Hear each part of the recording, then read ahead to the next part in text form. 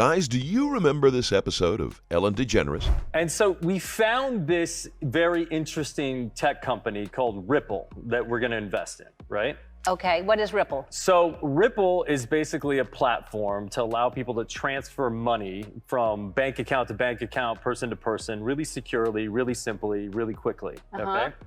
So we found this company, we thought it was really, really interesting, and it runs on this stuff called XRP, which is a cryptocurrency, but basically it's just a way to get value from here to there, okay?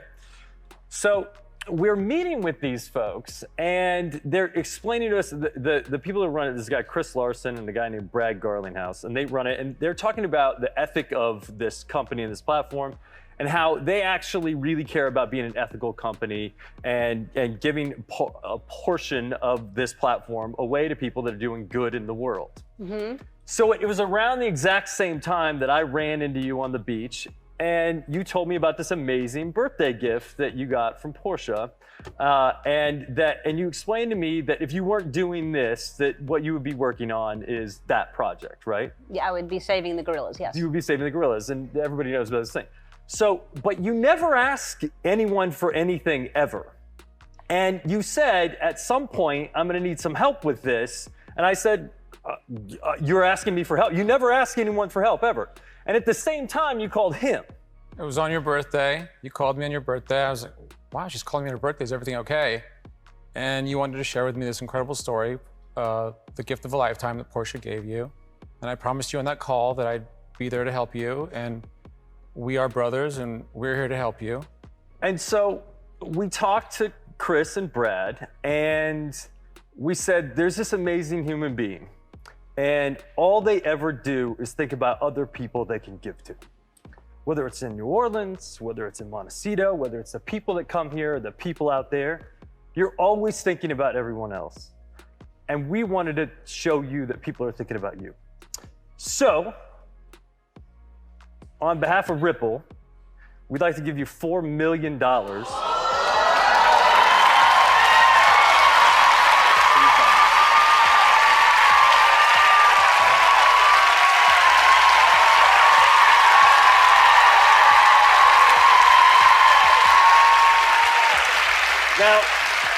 usually people come out with the big giant check and do the big giant check thing. But we can actually transfer it into Rwandan francs right now, right here. And all we have to do is push this button and it's in your account. Do you want to push it? You want me to push it? I would like to push it. I'd like to push it real good.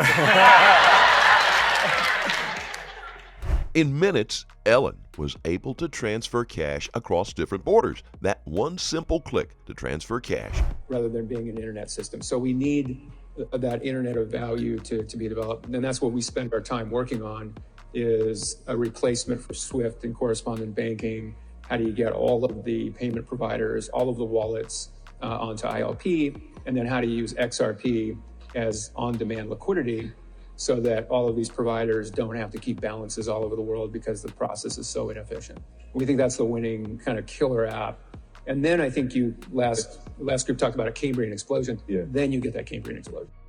Well, I think what we're doing and executing on a day-by-day basis is in fact taking over SWIFT. In that, we've now signed up, well over 100 banks. Some of the largest SWIFT-enabled banks in the world are now using Ripple's technology.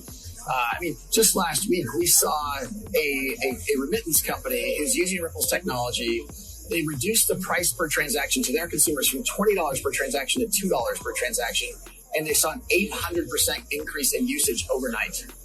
That's the type of dynamic that SWIFT isn't able to support that we're able to address right now, and that's something we saw just in the last couple of weeks. So we certainly want to see banks succeed in this new world order and take advantage of these technologies. To the extent we can work with SWIFT to do that, then that's great.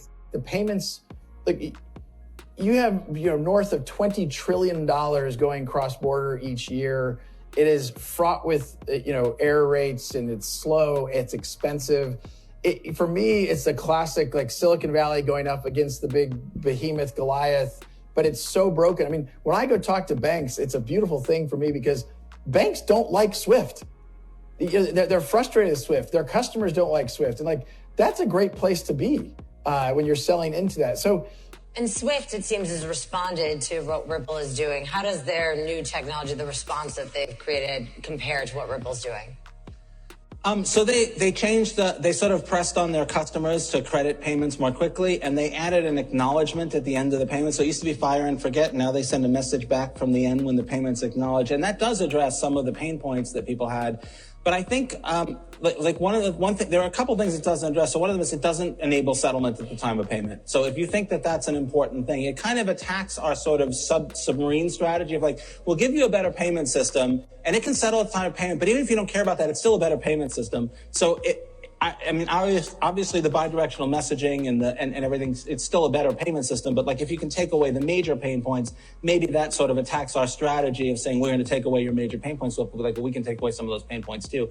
But it doesn't fix the fundamental problem. It's kind of like, you know, like if a music company tried to combat the iPod by like dropping the price of CDs or making them hold more data or something. Like, the fundamental problem is the settlement. What does that mean? I was talking to the CEO of one of the largest banks in Canada, and they were exiting their correspondent relationship in Brazil. Mm-hmm. It's expensive for them to hold Brazilian reals, and they're like, look, we don't have enough demand, so now we're going to use a correspondent bank. Now, if they could use XRP into Brazil, they don't have to have the pre-funded money, they don't have the expense, and they can still solve their customers' problem that need to do business in Brazil. So I think these are all examples of it is a journey. I think that, you know, it is nascent. I will also say that I'm going to send a case of champagne to David Marcus, the guy who runs the Libra. The reason is this week will probably be the best week of signed contracts at Ripple ever. Right. Wow. It has been a massive call to action because, you know, again, Facebook kind of came out and said, we don't need Western Union anymore. Right. Well, if you're a bank, if you're Western Union, you kind of, that's interesting.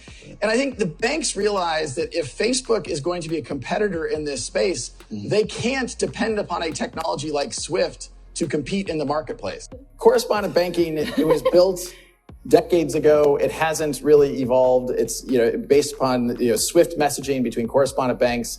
The cost of supporting that infrastructure, frankly, has gone up. One of the things that changed after the financial crisis of 2009, 2010, it used to be if the Bank of Dan and the Bank of Brad wanted to do cross-border transactions, we'd have what's called Nostro-Vostro accounts. It used to be that when I put cash at the Bank of Dan, that counted positively towards my capital ratio. After that financial crisis, we decided that trusting other deposits at other banks may not be as trustworthy as we thought. And so now it doesn't count. And so banks have contracted. The correspondent banking relationships have gone down by 50% in the last 15 years. Yet global cross-border transactions continue to grow. So our view is, look, these are technologies from decades ago. We can upgrade them with today's technology, with internet-based technologies, and make this real-time transactions. You do a Swift transaction, there's banks saying, there's a market maker saying, I'll lock in that rate. I'll take the volatility risk for the next 2 or 3 days. With XRP, you don't have to do that because it settles so quickly. Value exchange. And that's really the mission that we're trying to accomplish. What does that mean for financial institutions? Well, it means that banks remain the custodians, but they can also correspond with each other directly. And they can use this real-time settlement system without putting up capital on both sides and with getting maximum competition for that exchange of value. It's a fundamental structural change in correspondent banking. The networks, whether that be Swift or Visa or Earthport, they can also use those same benefits for their customers. And then for regulators, we actually think this is also a big step forward because you get so much more transparency. It's so much easier to track sort of degrees of separation tools in real time. We think it actually shortens the time it takes to catch the bad guys. Almost immediately is what Ripple is all about.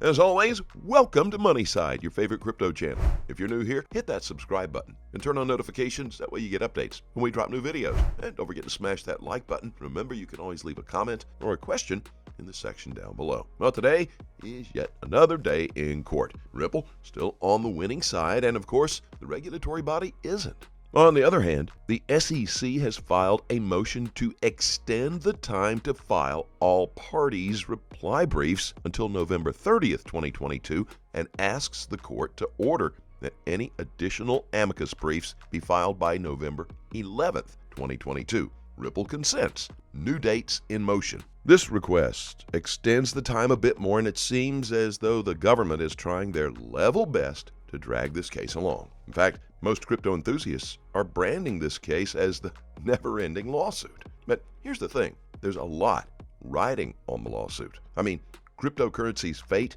and future will likely be altered by the results of this case. So, as much as the SEC is dragging this case, every eye is on them. All in all, Ripple is about to win this case. In fact, another company just filed an amicus brief in support. According to James Filan, the company Cryptillion Payments Solution, an online digital wallet service for retail customers and commercial retail businesses using XRP, asks to file an amicus brief supporting Ripple's opposition to the SEC's motion for SJ. And that is huge news. More and more companies are coming out of the woods to support Ripple, which should say a lot about this case. And the only people supporting the SEC is a few government officials. It seems the vast majority truly believe in Ripple and are ready to testify in court about it. And that's not all. There's the whole XRP army behind the fintech company Ripple. Ripple continues to flourish despite the case. Rosie Rios went on to Duncan Hooper, and they talked about the future of digitalization. In her tweet, Rosie stated, "Enjoyed the Future of Digitization panel at Web Summit in Lisbon with John Graham Cunning from Cloudflare and Duncan Hooper from CGTN. As I've always said, the train has left the station. The future is now." True to that, the train has already left the station. So if you're waiting for the perfect time to invest in XRP, well, that's right now. Otherwise, you'll be left behind as the rest of us become millionaires and change our family's future. How many XRPs do you have in your wallet currently? And at what price should XRP reach to turn you into the next crypto millionaire? Let us know your thoughts in the comments section below. As always, do your own research and always trade safely, guys. Please keep in mind we're not a licensed financial advisor. All videos on this channel are intended for entertainment purposes only. You can always let us know what you think in the comments section below, and let's have a conversation. Thank you so very much for watching. Don't forget to like this video, and please click on that subscribe button below and turn on notifications so you get informed whenever we post our amazing content. We'll look forward to seeing you on the next Money Side.